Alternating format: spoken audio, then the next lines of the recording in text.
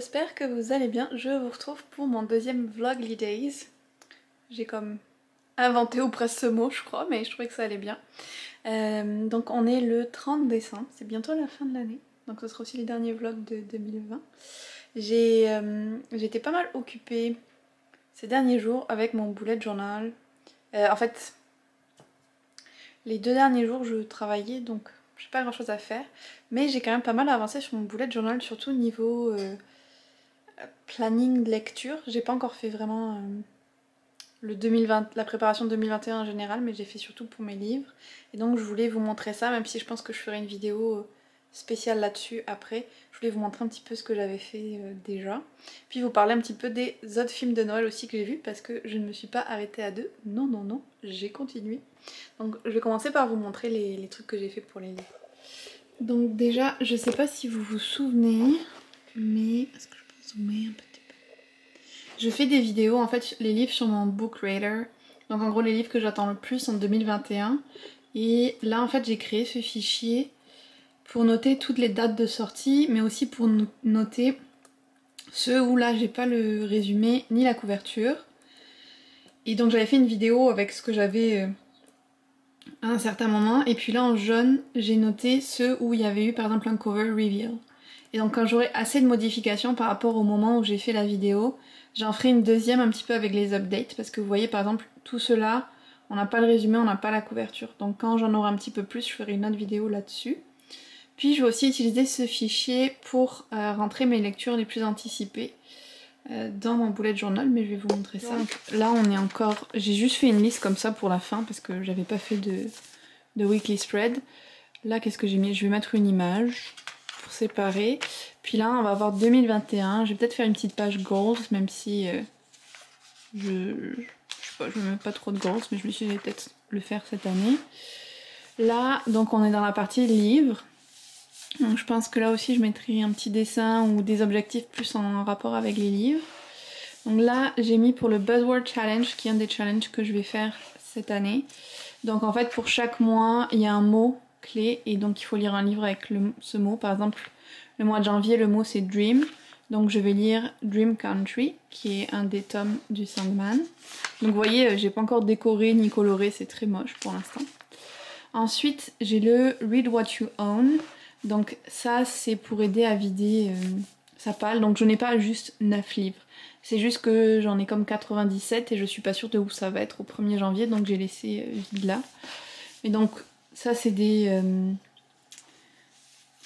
catégories de lecture qu'on doit faire, donc c'est la partie challenge.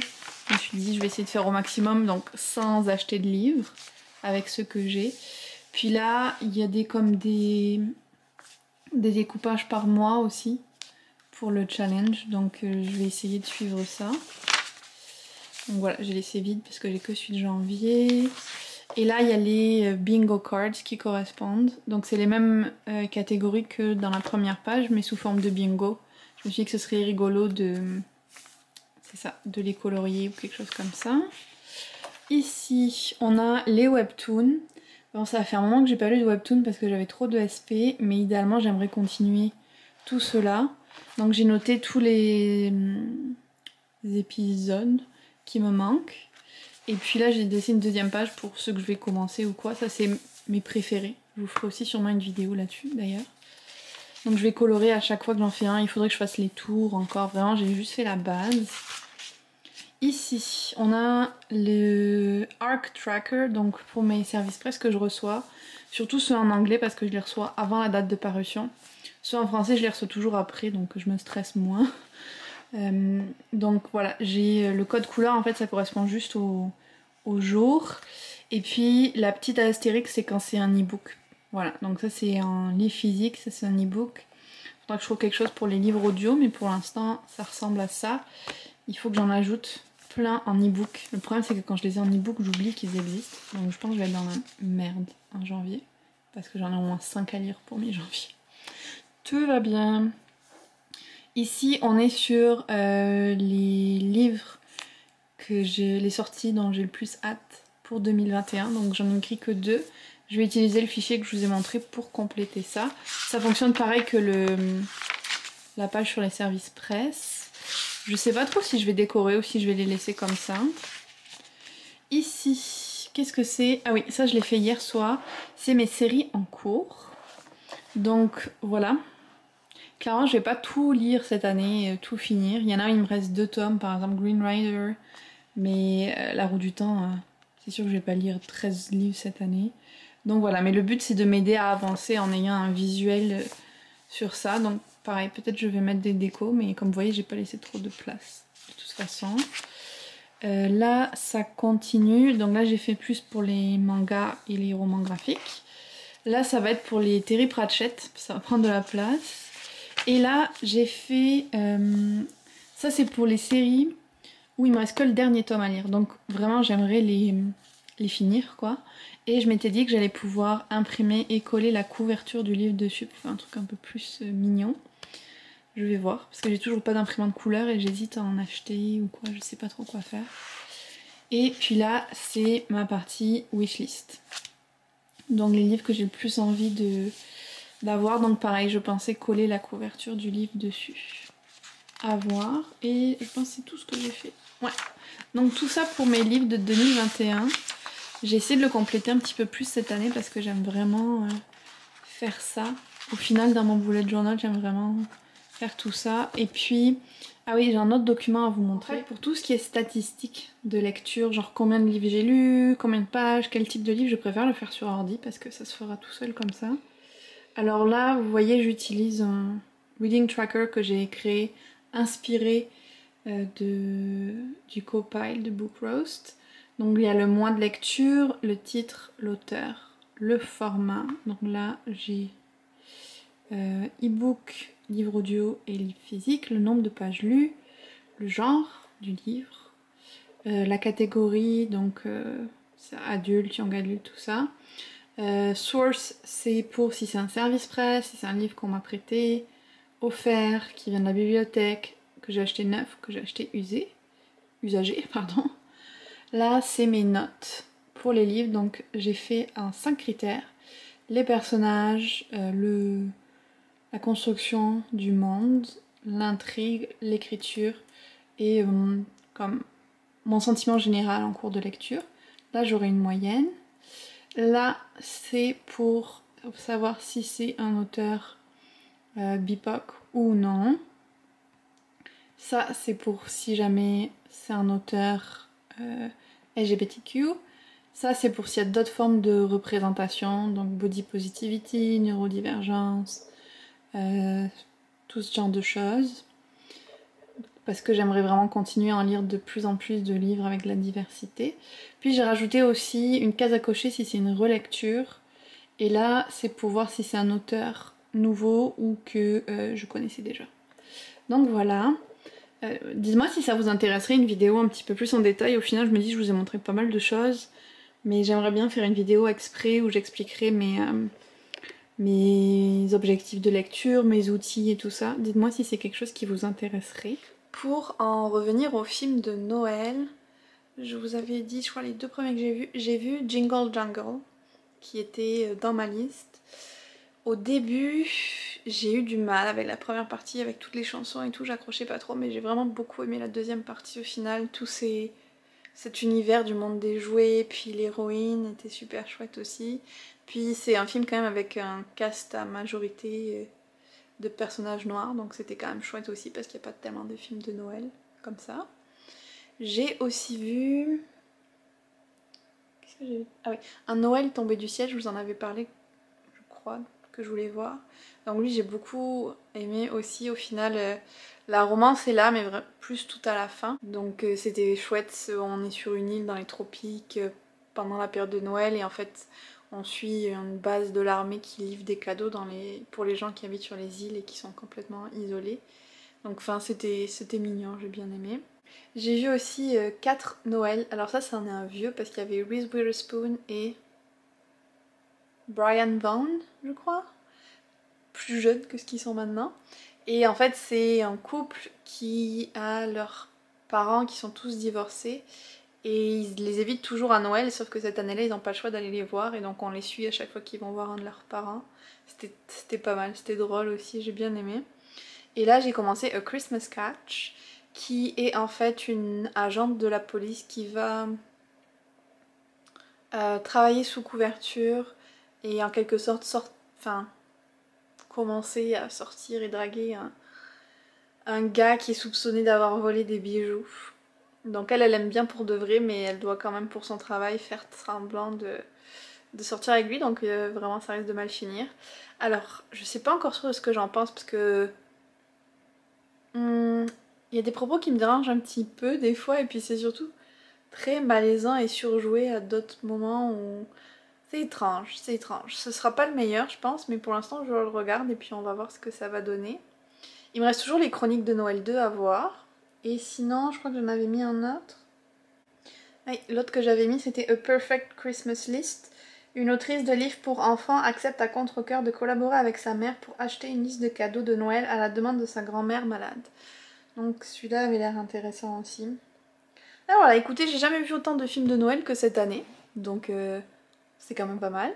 Mais là, maintenant que j'ai un peu plus avancé sur mes livres, enfin sur mon planning, je vais, je pense, essayer de finir La Petite Princesse. Il me reste une 60aine de pages. Je vais peut-être me faire un petit chocolat chaud aussi. J'ai bien envie.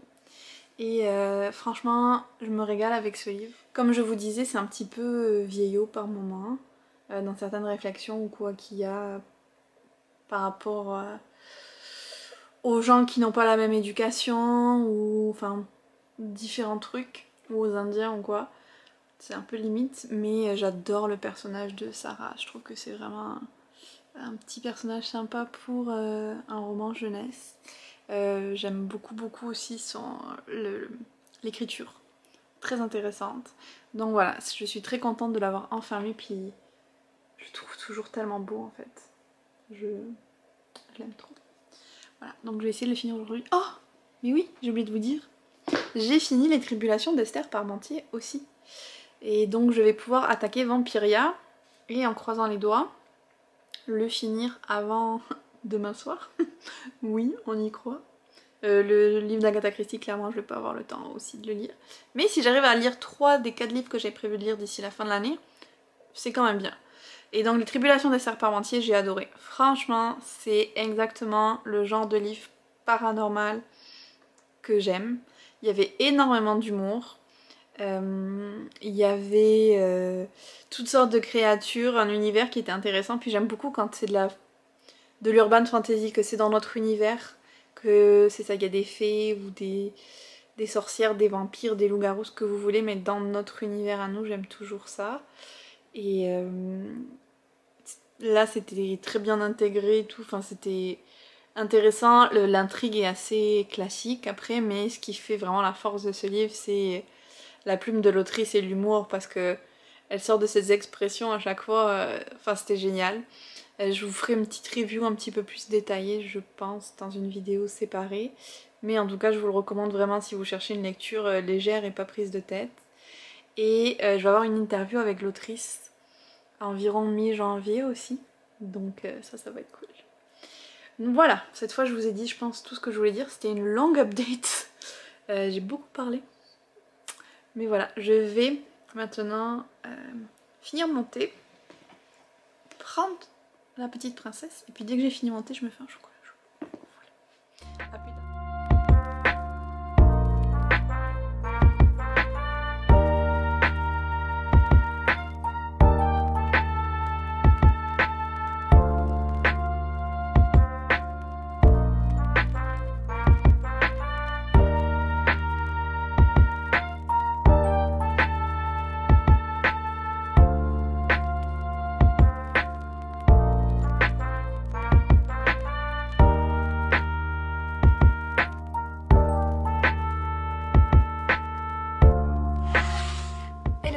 On est le 31 décembre, le dernier jour de 2020. Je voulais juste faire une petite update. J'ai fini Princesse Sarah.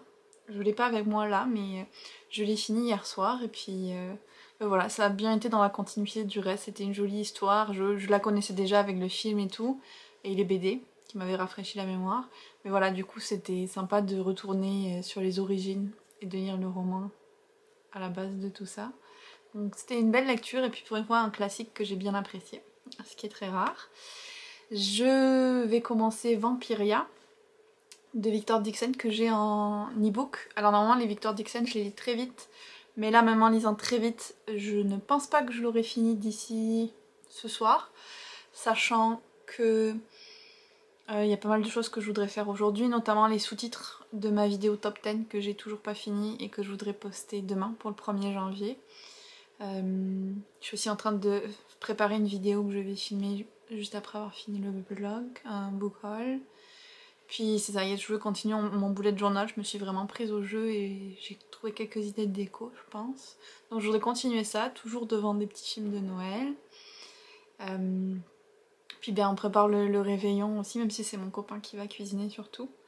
Donc voilà, pas mal de choses à faire, donc Vampiria, pas trop d'espoir de le finir pour cette année, mais c'est pas grave. J'ai quand même lu beaucoup, il y a peu de problèmes. Dites-moi si ça vous intéresserait une vidéo où je parle un petit peu de mes statistiques de lecture de 2020. Si jamais c'est quelque chose qui vous intéresse, donc genre le genre de livre que j'ai lu, celui que j'ai le mieux noté, celui que j'ai le moins bien noté, tout ça. Dites-moi si c'est une vidéo que vous aimeriez voir. Parce que je pensais le mettre avec la vidéo organisation, mais je pense que ce serait trop long si je mets les deux ensemble. Donc ouais, dites-moi si ça vous intéresse. Bon, j'arrête de blablater sur ça. Je voulais vous montrer aussi que j'ai reçu un livre aujourd'hui. Et comme la vidéo que je vais filmer tout à l'heure, enfin, dans quelques minutes, c'est le book haul de décembre, je me suis dit qu'il faudrait que je l'ouvre, ce livre, vu que je l'ai reçu le 31 décembre. Donc on va regarder ce que c'est. Il me semble avoir vu que c'était de HarperCollins. Donc ça devrait être des livres en anglais. Un livre. Oh, cool. C'est un qui m'avait que j'avais vu. C'est One of the Good Ones de Maïka Moulit et Maritza Moulit. Peut-être qu'elles sont sœurs, je sais pas, ou de la même famille ou ensemble, je ne sais pas. C'est pas écrit. Donc un livre qui parle de racisme, de brutalité policière aussi. C'est 3 sœurs noires et il y en a une qui meurt dans des circonstances mystérieuses qui viennent un petit peu raviver toutes des discussions autour de la brutalité policière et tout ça. Et donc alors qu'elles essayent d'honorer la mémoire de leur sœur, les 2 autres vont aussi découvrir des choses sur elles qu'elles ne connaissaient pas du tout. Donc voilà. Il sort... je sais pas quand ils font ça. Il sort le 5 janvier. Voilà. Et donc j'aime pas quand ils nous envoient les livres au dernier moment comme ça. Je me sens trop stressée pour le lire. En tout cas, c'est pas grave. Je le lirai quand je pourrai. Mais voilà, je voulais vous le montrer. Et puis il va aller pour ma vidéo book haul. Je pense que c'était tout ce que je voulais vous dire pour le moment.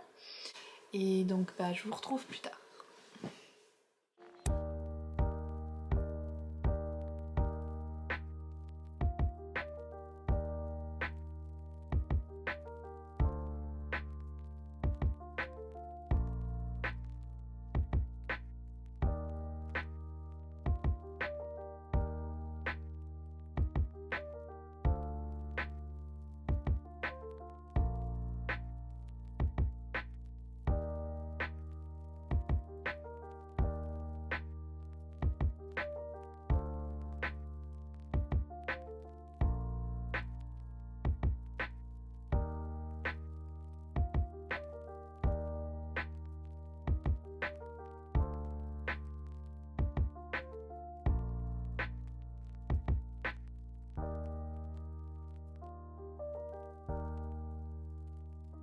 Donc voilà notre petit plateau apéritif pour ce soir. Il y a des gens qui boivent du vin et tout avec les fromages. Moi je me fais de l'oolong au Gaiwan.